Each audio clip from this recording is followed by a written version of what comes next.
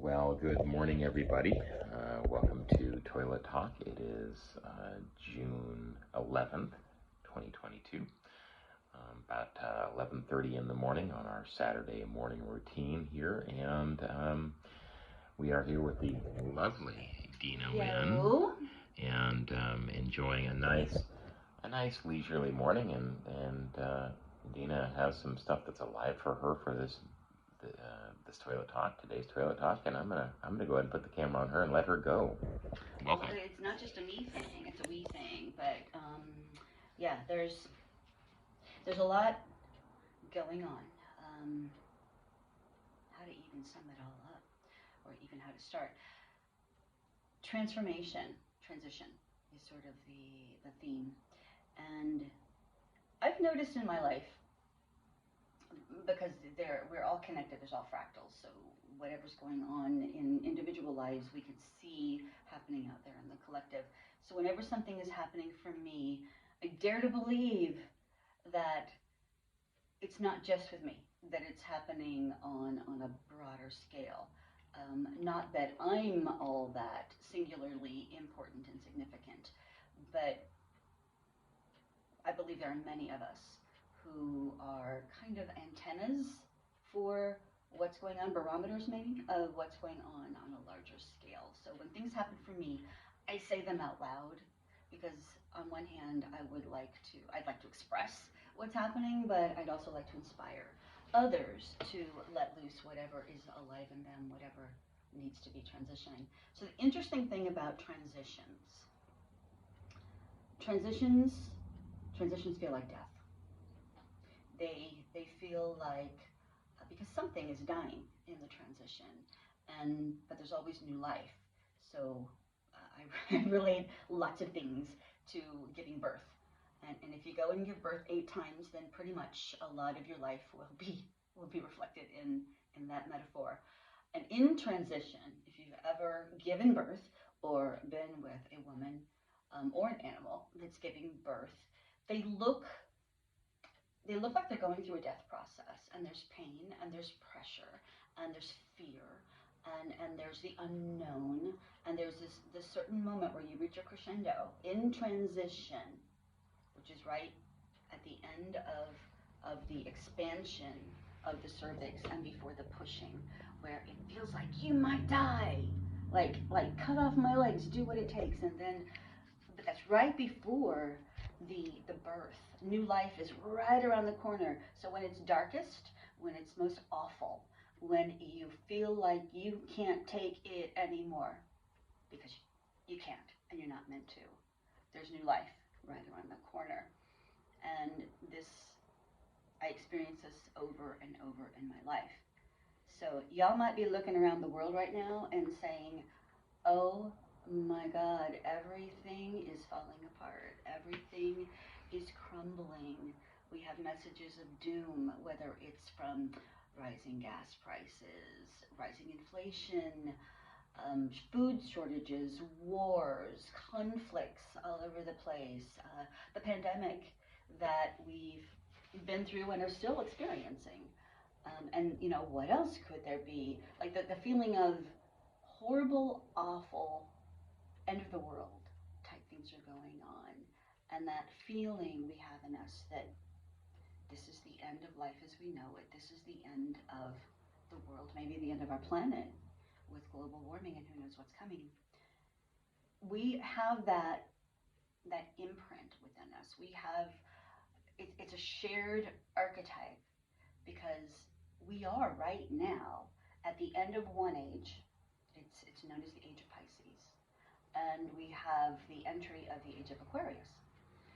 And you don't even have to believe in astrology, the zodiac, to have this feeling of the end of the world. When the books of the New Testament and other spiritual books were written, it was approximately 2,000 plus years ago, and they also were going through the transition of the end of the age of Aries into the age of Pisces. So it doesn't matter really what you think about all of that. We all feel this sense of the end is near. But what we lose sight of is that's just one perspective because the end is near, but so too is the beginning. I just put a new image up on my Facebook post yesterday, or my profile, and it's an image of a man, kind of looks like Charlie Chaplin. He's standing on a tall ladder looking over this wall, and there's destruction. It's black and white in front of the wall. But over the wall where he's looking is like the cosmos in full glory, full bloom and beauty and vibrant color. And written on the wall is, the beginning is near. And that's kind of what I want to talk about. What we were talking about just before we began filming this. We are in the middle of a transition between these ages, and they share a 200-year overlap. And I've always wondered, when's the apex of that? Because I believe I'm here in this lifetime for such a time as this transition. And 2 years ago, it came to my attention that the apex, the date that was the midline of that 200-year overlap, was January 26th, 2020. So we have gone over the hump, and we are ever more, each day, each breath, more into the age of Aquarius. So the age of hierarchies and find your guru, find your leader, and do what the leader says are behind us. And the age of each one becoming your own authority, your own guru, and pouring out your gifts for the good of all mankind, we are transitioning into that. And it's incremental. So you got the people clinging to the age that's behind us, the glory days, make whatever great again. And you've got the people who are hearing the call of the age that's dawning. And we were talking earlier about how we are each responsible and empowered with the ability to abdicate, to what's the other word, to opt out of the age that is now behind us. And it's the transition is, we got another 100 years to go. It's not like it's going to be overnight. It's not like we're going to see the fulfillment in our lifetimes. But we're here for the transition, and that's crucial. This is an important time to be alive, to be present, to discover our gifts, and to offer them. And so, just as the age is transitioning, so too can we each transition, do our healing work, do our shadow work, overcome our limitations, step into our power and authority. And it's not authority over others, it's authority within ourselves. And then we inspire others to also step into their own authority, and we combine forces. But we don't have to wait for the tipping point or for the majority to finally get their act together and do their work. We can each step into it now, embrace it all, embody it, and become contagious catalysts for everybody else. And that's the good news. That's the exciting news. So say more, please, about what you were saying, about what you were sensing about stepping now into our own empower, what you're sensing within yourself, and the responsibility that we have for ourselves first, and then also for others. Well, I mean, you're not the boss of me. You can't tell me He's what his to own do. authority. You can't tell me what to do. Can you believe that? She's just talking about, embodying our own self-empowerment, and she's telling me what to do. What the hell? I'm a bossy bitch. I'm a bossy bitch. Hold on, get there. Sorry. I'm coming out of camera here. Dizzy. Don't make the woman with vertigo dizzy on the toilet. Yeah, you might notice I have a little extra thingy. Extra thingy? That could be taken the wrong way. I have an extra thingy. I'm not just trying to match Robin's beautiful blue eyes. Maybe we'll tell a little bit about it, but I did a significant transitional, transformative ceremony last night, a ritual in which I called upon Kali. Her name is often pronounced Kali or Kali. I consulted with the people of India of how to say her name because she's an Indian goddess. She's the mother of life. She's the goddess of creation and destruction along with Shiva.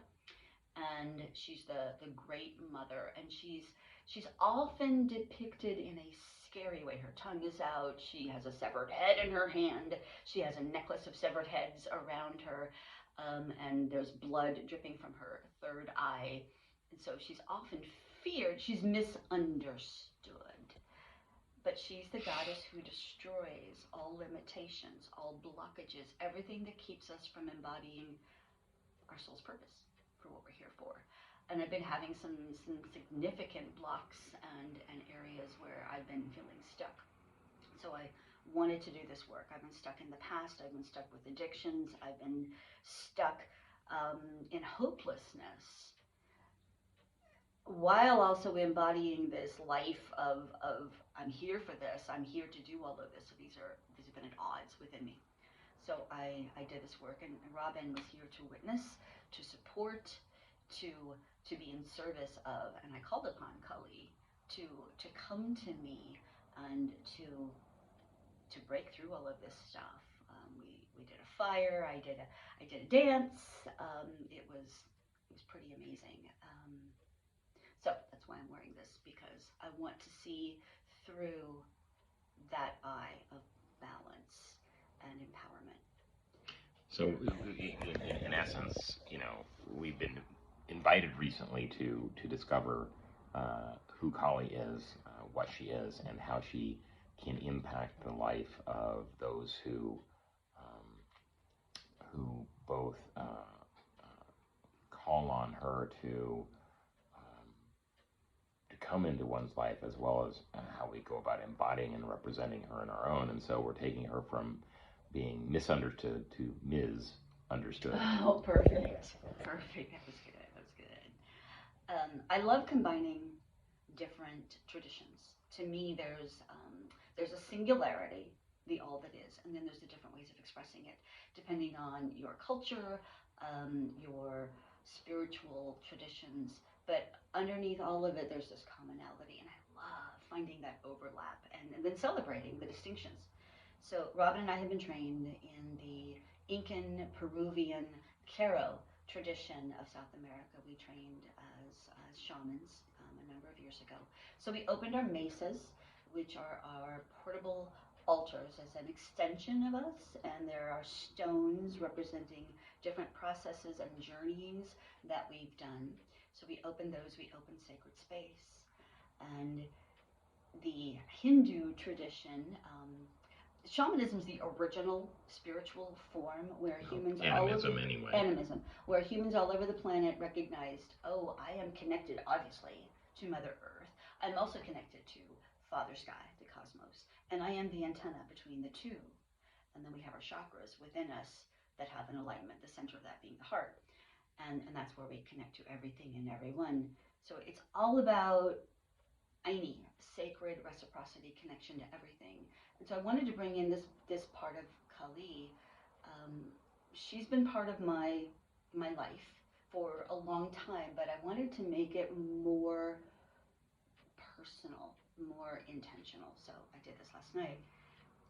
This morning, we were talking about the 4 directions of the medicine wheel: north, south, east, west, as well as the middle world, upper world, underworld, vertical directions of the medicine wheel. There's 7 things, and then the 8th, which is the whole, the ethereal level of reality, which includes Great Spirit. And there's no direction there; it's all that is, and where everything and everyone is all that is. Everything and everyone is, in Western terms, God, Godding. There's nothing separate from. If you were to imagine, the 4 directions, or the 3 axes in a 3-dimensional model, so you have X, Y, and Z, then those would be the 4 directions plus your vertical axis. Right. And then the 8th principle, which is spirit or God or whatever, would then be the globe, that or the space, right, which embodies all of those different directions, all of those different movements and coordinates in the X, Y, and Z axis. So. Right. And then don't want to make this model too incredibly complicated, but there are 4 levels of reality. So there's the literal level where we all live on, right? You know, we're using these devices to communicate. I'm in a physical body. I'm sitting on a physical toilet. It's all literal, right? And the literal level is that which pertains to the five senses. And that which can be proven, that which can be held, that which is tangible.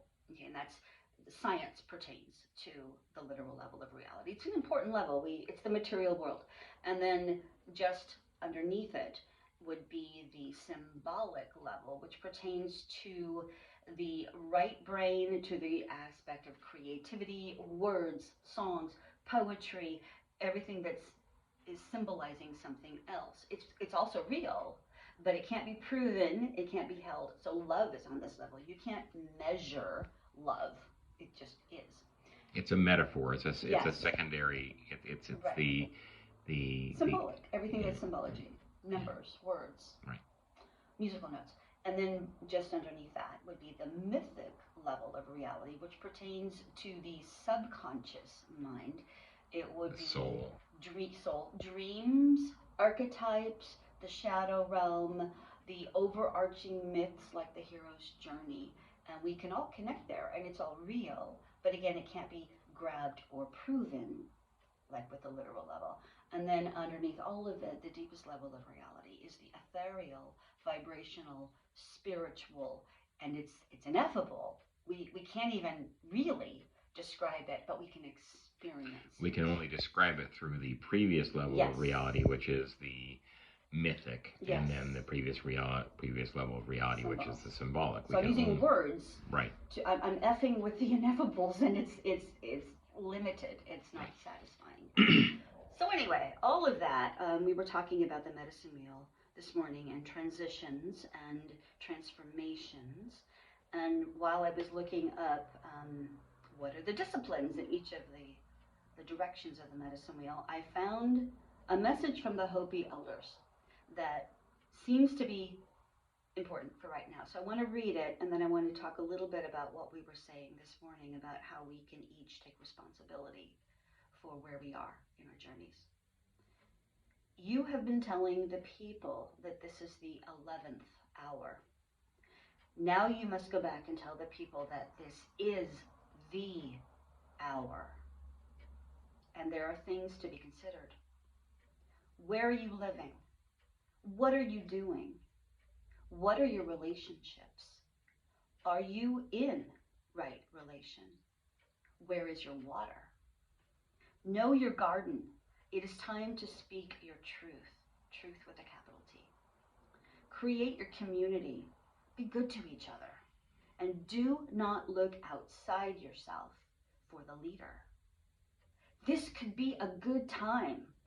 There is a river flowing now very fast. It is so great and swift that there are those who will be afraid. They will try to hold on to the shore.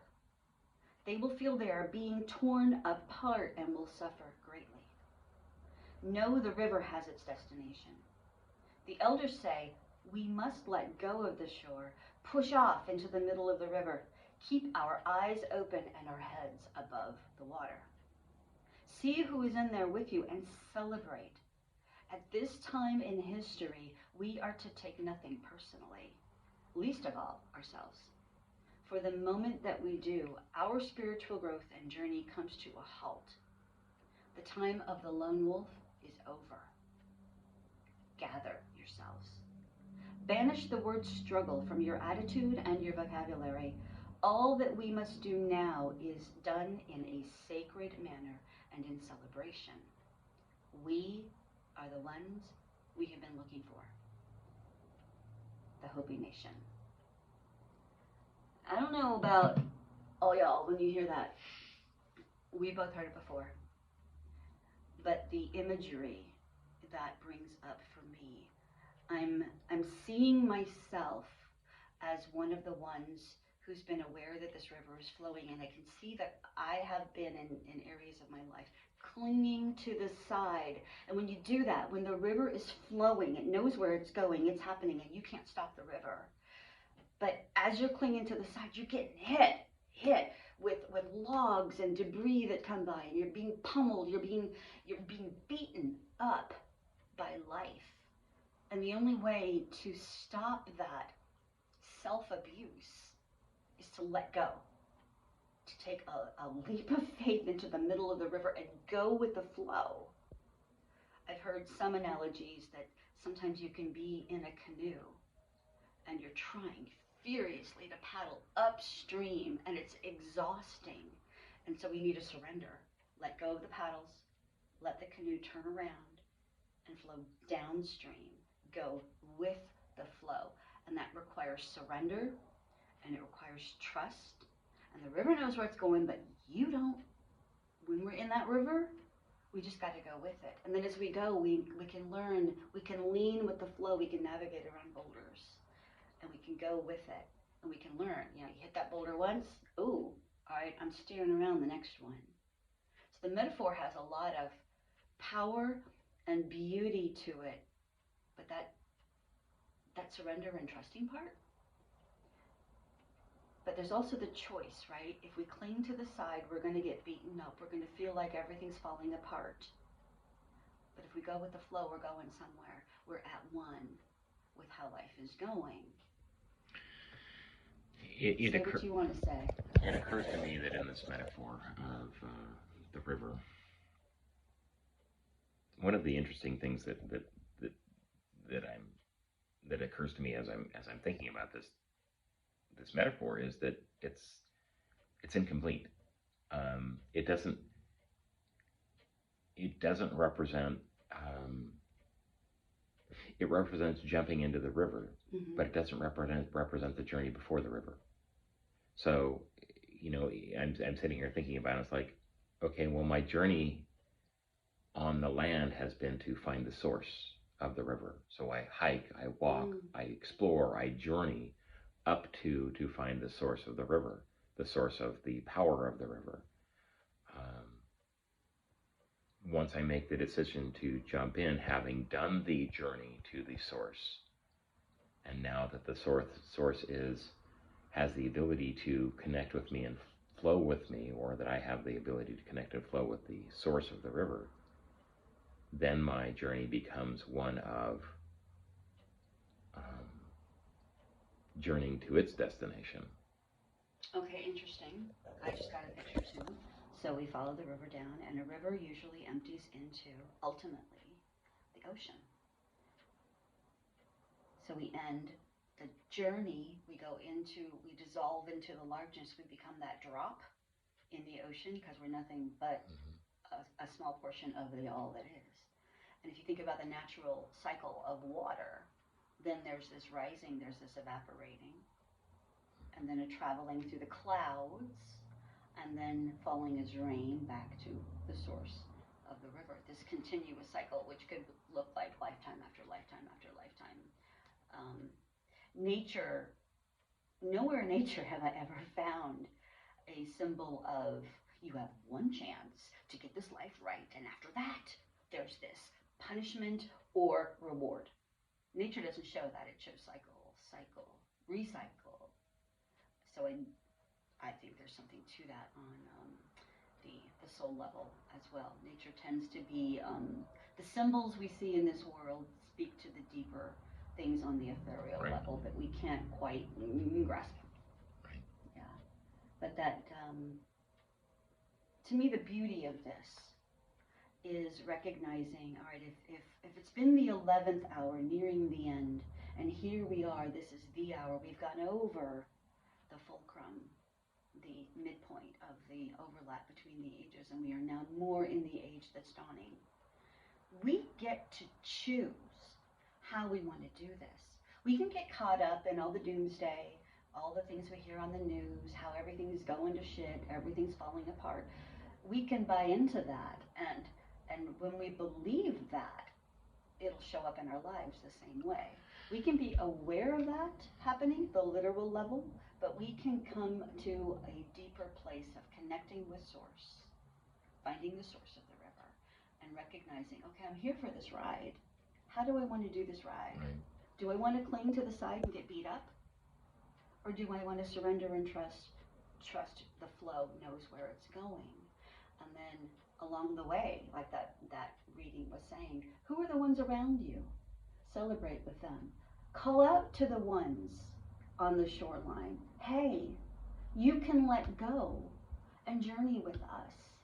You get to discover your gifts with us. Right. And remember, this is a metaphor. Like it's Right. all about going down the stream.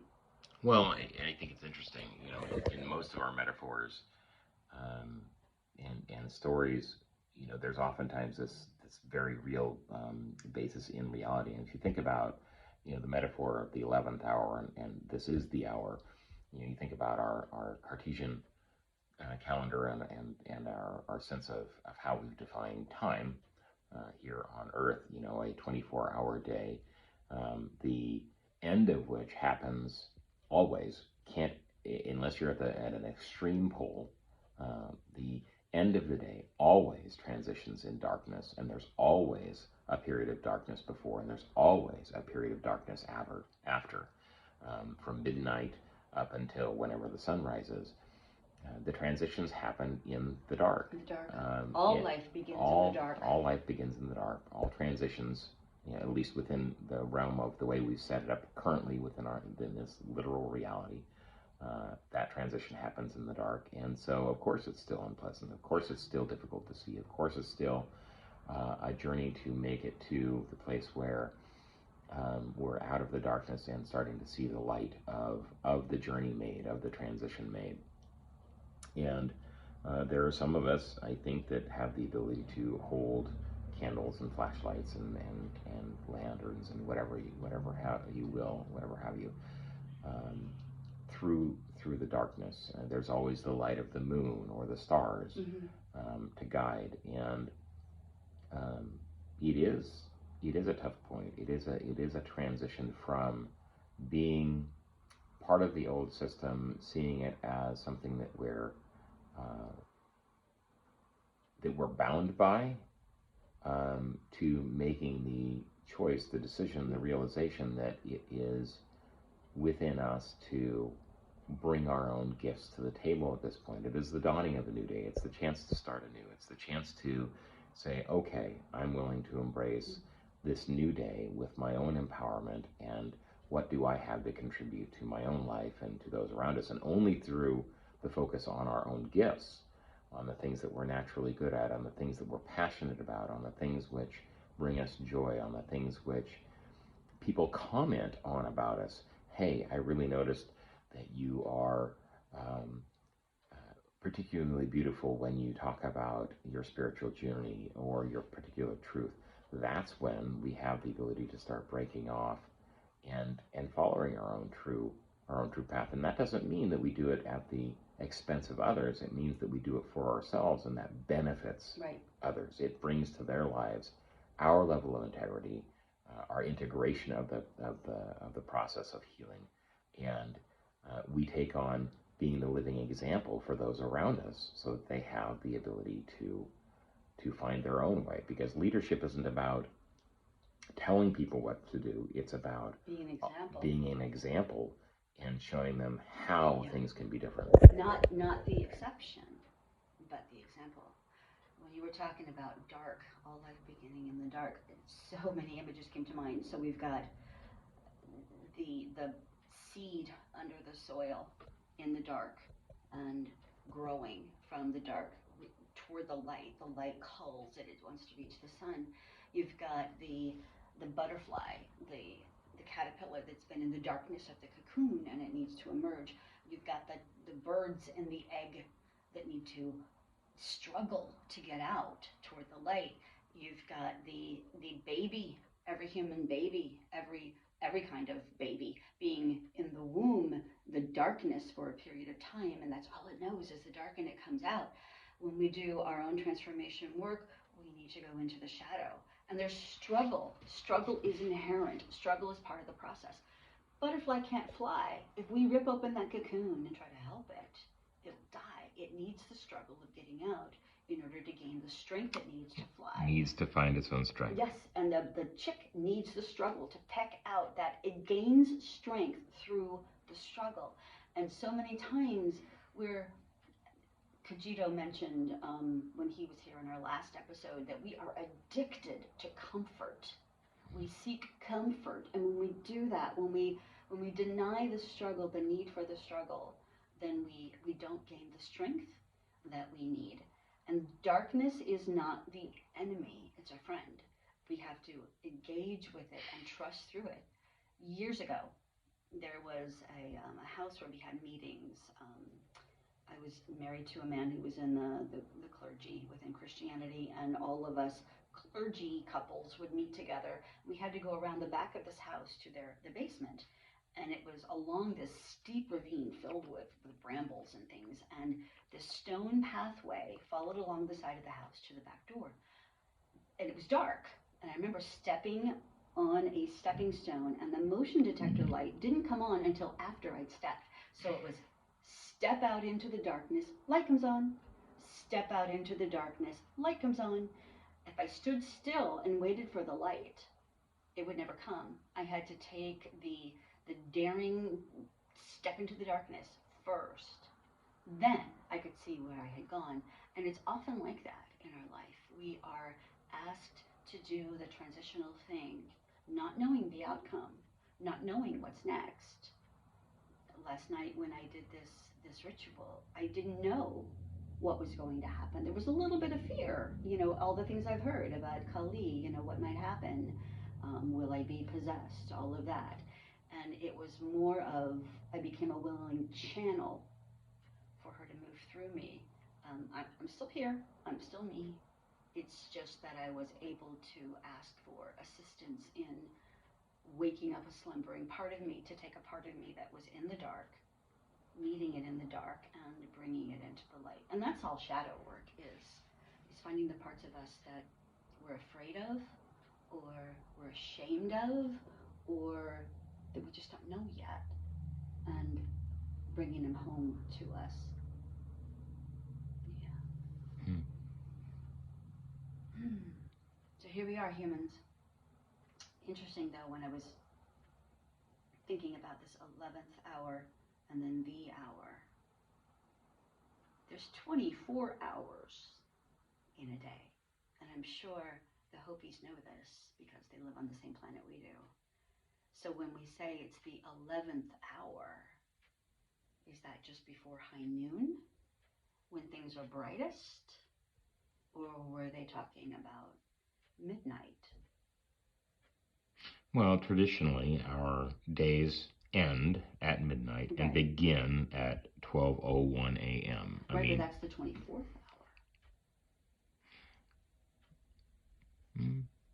If it's the, I guess. Yeah, the 12-hour clock. I suppose. Yeah, you could. Yeah, I suppose you could define it in terms of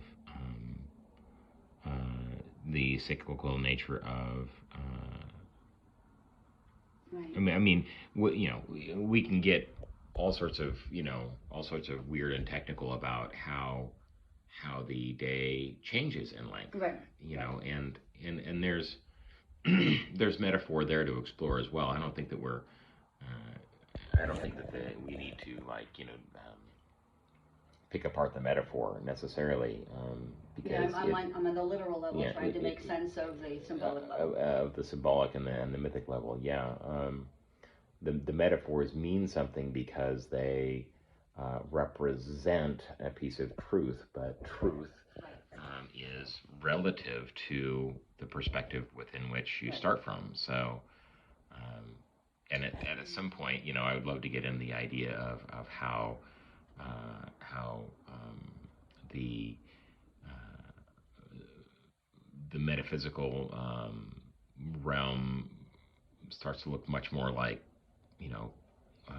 quantum dynamics, the non-standard model for physics, as opposed to the Newtonian model for Newtonian standard model for physics. Anyway, go ahead. So keep going. Yeah, sorry. It just struck me, the whole 11th. Does that mean the shift of the day, or does that mean when things are brightest? Well, it means the 11th hour from high noon, the 11th hour from midnight. Sure. So of course there's the transition of waning to waxing and waxing to waning, right, and so on and so forth, and that happens twice in every day, regardless of how many hours there are between the two, and whether or not they shift. I guess the point of that is that, okay, we're all sensing, oh my God, doomsday, the end of whatever, and we can stay there. You can cling to the side of the river and continue to get pummeled and fret about how everything's falling apart and everything's awful. Or you, I, any individual can say, I'm going with the flow. I'm trusting. I'm letting go of the side. I'm going to be carried. I'm going to trust that life knows what she's doing and surrender to it and trust, which doesn't mean passivity whatsoever. It's a lot more passive to cling to the side of the river and just take it. It's much more active to move with it, to say, I'm going. But it's so easy to get caught up in the literal level and the news and the awful things that we hear going on everywhere. It's a radical, brave thing. It takes a lot of courage to let go and say, I'm going to be part of life. I'm going to go with this. I'm going to trust my soul's purpose. I'm going to go with life itself. And it's going to take us reminding each other that we're doing that, that ultimately all is well, no matter how it looks. And trust that we are going to be led. We are going to be equipped as we go. Yeah, it occurs to me that in the Hopi tradition, what they're calling out for, and in many shamanic and animistic and other world theological and philosophical ideals, that what they're calling for is the individual to embrace their own power, their own unique set of abilities and intrinsic qualities and skills which they bring to their life and then have to give, like we were saying, be the example and allow that to guide others. What I find interesting is that almost all traditions have this idea that we're going into a shift from the last age to a new one. The Mayans, ended the calendar in 2012. The Hopi, you're talking about it being the Aztecs, the Kali Yuga in India. Yeah. Everyone is aware we are here for a change. Time as this, and we're all sensing that change. Interestingly enough, and I don't mean this to be poignantly picking on a specific religion, but I do think that it's interesting that Christianity calls out for the second coming of Christ. And, in Christian circles, what I know is this is taken literally. Like there has to be this second coming of Jesus Christ, this person, this being that comes and helps transition the world from the last age into the new. And yet what I think it's calling for is the same thing. This is not about, a single person coming and embodying all of the Christ energy to be the savior, as it were, but it's actually calling on each of the individuals to really start truly embodying the Christ energy, which is nothing like what is showing up in the world today right now. They're unfortunately, I'm an ex-Christian who studied all of this as I was exiting Christianity, and what was being predicted has nothing to do with now. It had to do with then. It had to do with the destruction of the temple. Everything that was predicted by Yeshua and John in the book of the Revelation was fulfilled in 70 AD when Rome destroyed Jerusalem and the temple and brought an end to that age of Aries and ushered in the age of Pisces. And even Yeshua looked at all the people and said, are you not all gods? He was doing what he could with where he was in that time to tell all of us we need to step into our own authority, and we couldn't handle it, so we turned him into the only Son of God instead of recognizing what he was, we are. And yes, now it is time for the embodiment of each of us to step into our own sense of human divinity with all of the celebration and humility that comprises that. We are of the earth, and we are of the cosmos, and we are responsible unto ourselves. We are the ones we've been waiting for, and it's no lording over. There's no hierarchy. It's everyone. It's diversity within unity, each one unique and beautiful in their individual expression, but not anyone over anyone else. It's recognizing we are all one. Because when I recognize I'm connected to everybody else, I will not lord over them. I will not harm them. Instead, I will use whatever awareness I have to help them raise up into the fullness of themselves, which benefits Well, everyone. ultimately it's not even about the people outside of you. That's incidental. It is about the person inside of us. It is the epitome of the phrase "physician, heal thyself."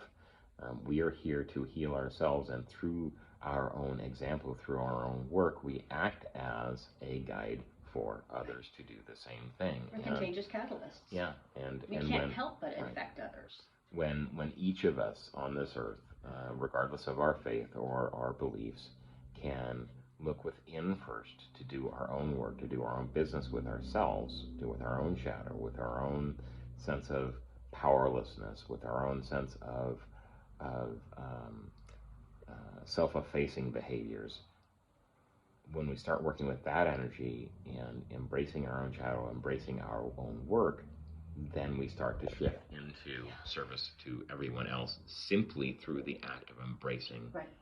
We can't keep it to ourselves. Yeah. We are either projecting our unresolved wounds and traumas onto the collective unconscious out there, creating almost a being, an entity out of all of that conflict and chaos, or we're projecting our incremental healing work outward and affecting people that way.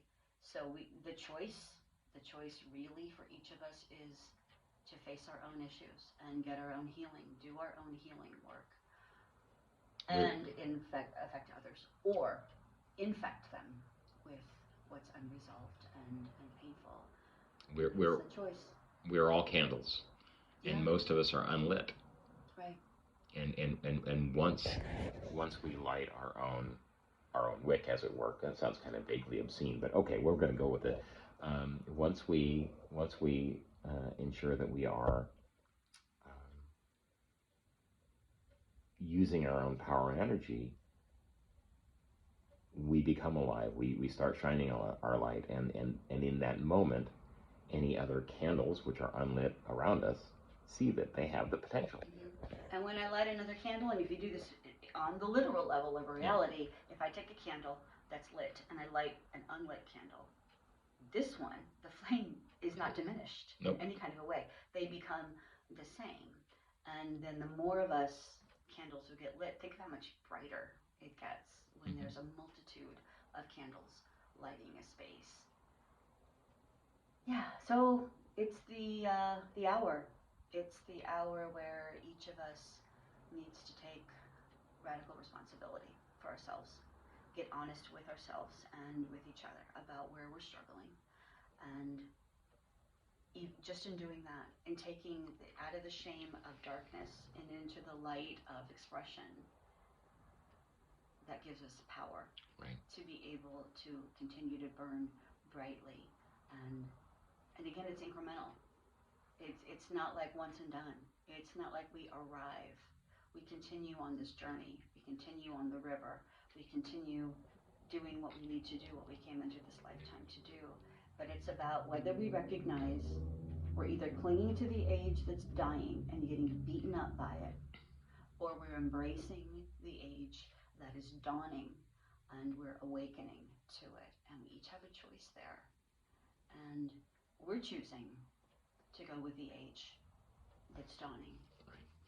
And that doesn't mean we know what's going to happen. It doesn't mean it's going to be smooth sailing. It just means we know what's motivating us and where we're headed.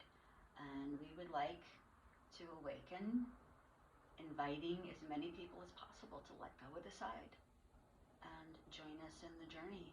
Because y'all got gifts that we would love to experience. You all have something to contribute. Each and every one of you has a gift, whether you know it yet or not, a multitude of gifts.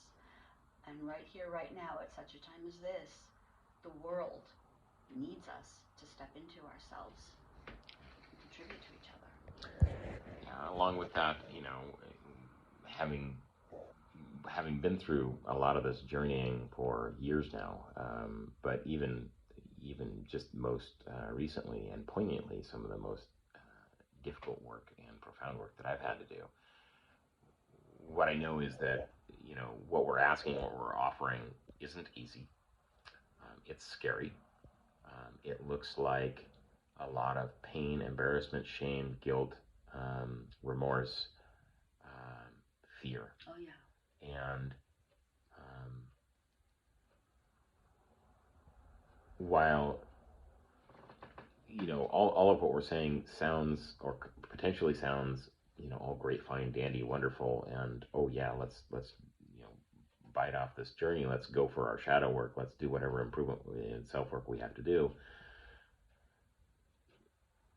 I also want to really acknowledge that to do this work effectively, it really requires that you have a safe place to start. A person, a place, a thing, a group which can provide you the support to stand with you while you journey through your own shadow, because it can be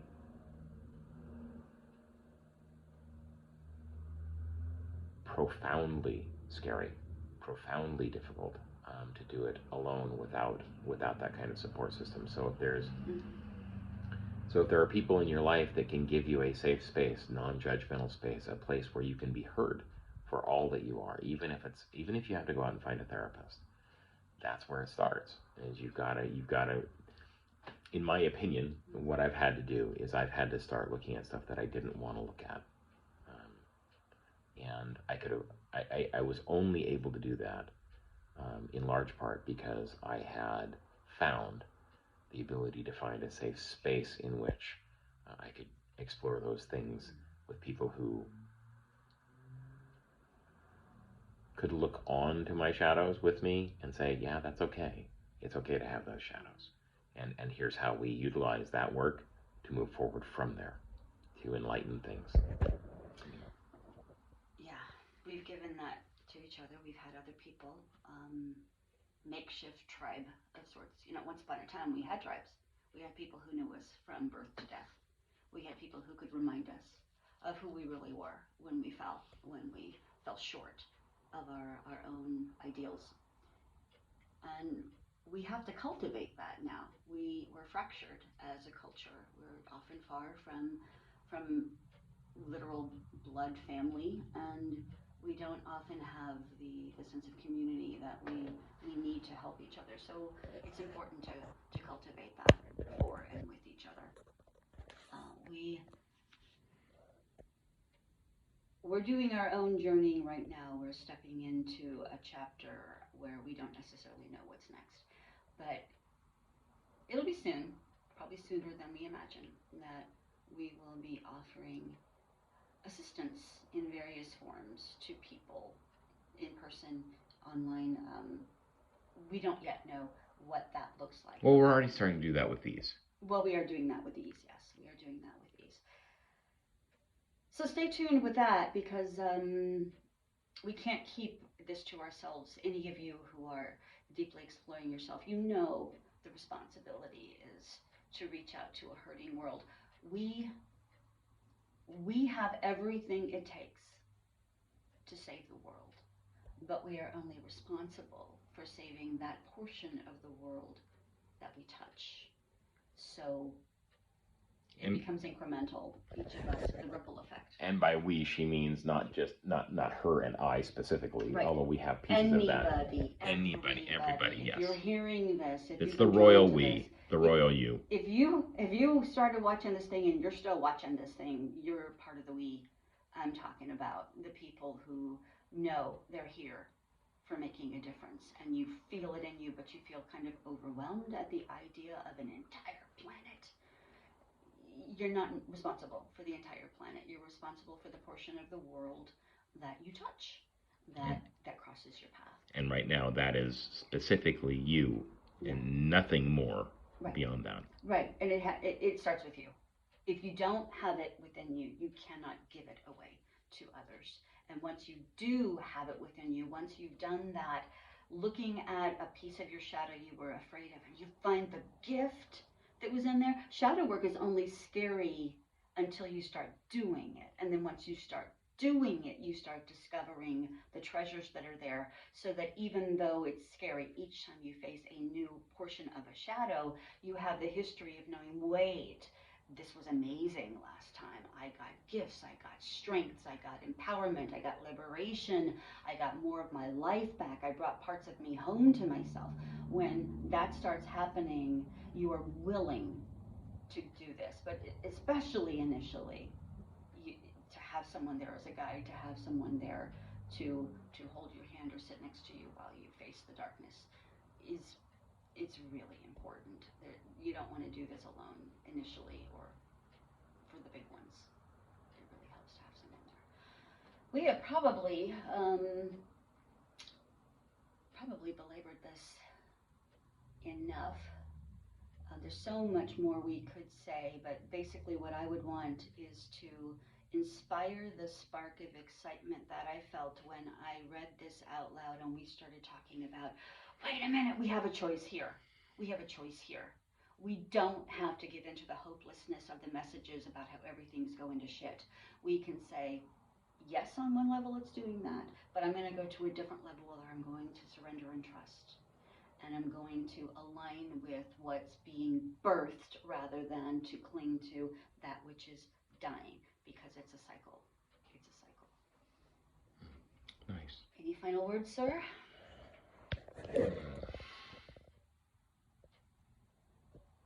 I guess I would just encourage any of you who are watching this, if you're feeling like something like that, like what we're saying is resonating with you, it makes sense. You're curious, whatever the case may be. I don't know what emotions or thoughts you're having, and I don't want to try and project mine onto you. But if something like that is occurring inside of you, if it sparks something inside of you, feel free to make a comment. Feel free to reach out. There may be something there that where we can help. You may be able to help us. Don't know. So we are all in this together, both, and we're all in this individually. So it's the choice of whether or not you have the ability to choose whether or not you want to be part of what we have to offer, or and whether or not you think you have something to contribute. So reach out. The thought that occurred to me is, hey, join the potty. Sorry.